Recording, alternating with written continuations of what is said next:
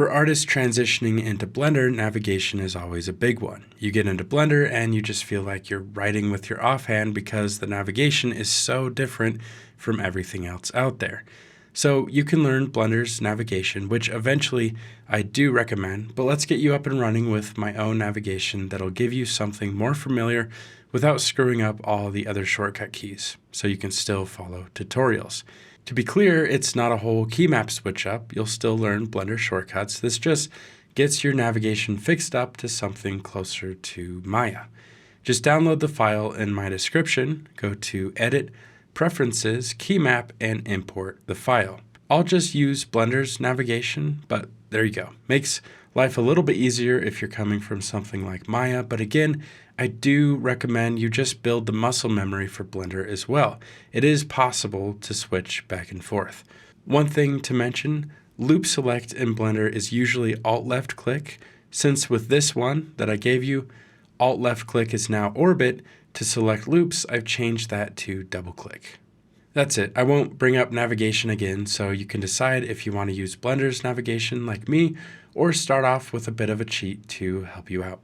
Now there are some concepts to get used to in Blender. The way we transform things, the way we position our camera, and just a lot of stuff that'll feel weird at first. I've used Blender for half my life now, so the quirks aren't quirky anymore, but I'll still try to call them out as they come. This course is structured as neat as I could make it. Interface, modeling, UVs, texturing, baking, lighting, rendering, and miscellaneous. You'll notice I'm not covering proceduralism like geometry nodes, rigging, animation, sculpting, and some other areas. That's because I'm not really specialized in those, and you're better off getting that from someone else. I'm here to give you a really strong foundation in how Blender works, for those that already have a good grasp on 3D production in general. So I won't belabor you with general theory, just how we do things in Blender. So let's talk about the interface. This isn't a lecture, it's a video, so I'll move pretty quickly through the interface and you can always play back sections if you need it. 3D viewport, outliner, properties, and timeline. These are all what we call editor types. We'll switch these up in later projects, but for now, they have a name in your mind. One thing you'll notice is we don't have a shelf. So where do we put our scripts and add-ons? Well, the answer is kind of anywhere a developer wants it, but we also have a menu in the 3D viewport you'll use all the time called the N panel. It's called that because you press N to open and close it, or this little arrow. Here we've got some more info about what's selected, as well as some tabs where a lot of Blender's add-on developers choose to put their tools. We also have a T menu on the left side for some common operations. Here's a weird thing you'll have to get used to. So these are probably familiar, gizmos. If you're old school Blender, we don't really use these. This is probably the biggest reason you hear people complain Blender is too shortcut centric. In most software, if you want to move a cube, for example, you just press W or whatever, and the gizmo appears. Pretty nice. Well, not in Blender. I mean, you could right-click and assign a shortcut to this gizmo, but if you're like me, I don't use them. Why? Well, because I'm used to the shortcuts. You might want to write this one down. G is for grab, S is for scale, and R is for rotate. And I don't mean these bring up the gizmo. These just go straight into the function. I'll show you in a sec. Some software was created with key layout in mind, so a lot of high frequency keys are right where your left hand can sit and reach, like the W, E, and R keys. For whatever reason, Blender was developed with this, but also it's been developed with the English language in mind, hence G for grab, S for scale, R for rotate, or something like K for the knife tool. Another universal principle is left click is confirm, right click is cancel. Let's practice. Say we want to move the cube 1 meter on the x-axis. G for grab, then press X. Now we're constrained to the x-axis.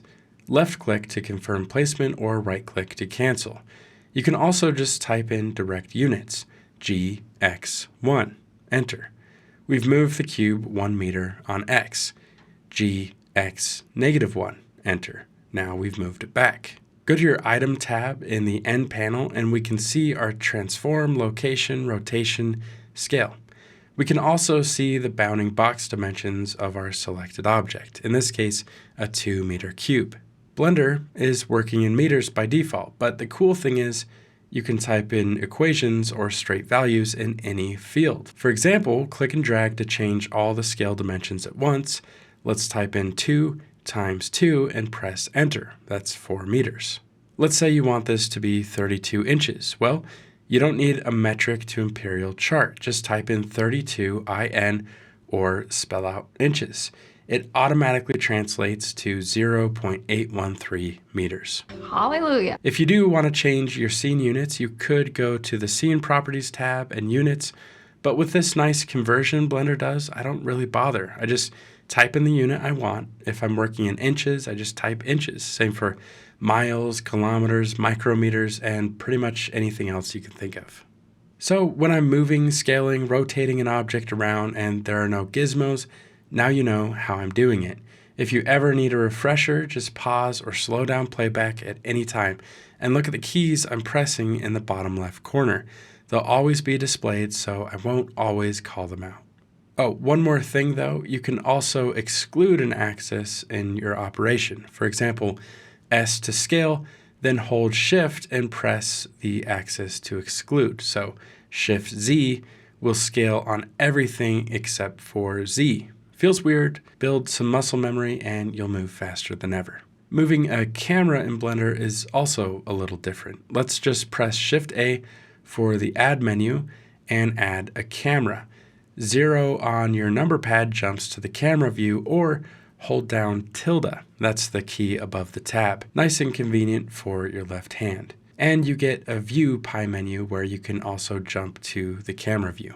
When you orbit, you jump out of the camera. Personally, I love this. Why? Because I don't move my camera on accident and I can zoom into my frame to check out the detail. What if you want your camera to be locked to your view though? Just go to View, Lock Camera to View. There you go. I don't lock mine though. Instead, I usually enter fly mode or video game mode.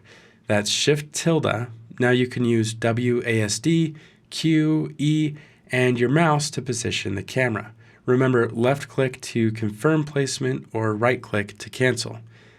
You can also scroll wheel up and down to change the speed. You don't have to be in your camera to enter the fly mode, but it is an easy way to position your camera. So yeah, that's the basics of moving stuff around. Kind of weird, kind of different. Now, obviously the interface just has a lot more to get into, but instead of drill you on every little feature and button, which I find doesn't really help you commit it to memory, let's just start a project and I'll teach you some new tools as we go. That way we cover the most used ones. This video is obviously free, of course, on YouTube. The modeling, UVs, texturing, baking, lighting, rendering, and so on will all be behind my Patreon paywall. I had to make a living! I've made the pricing pretty affordable though, so check it out and I'll see you in the next chapter.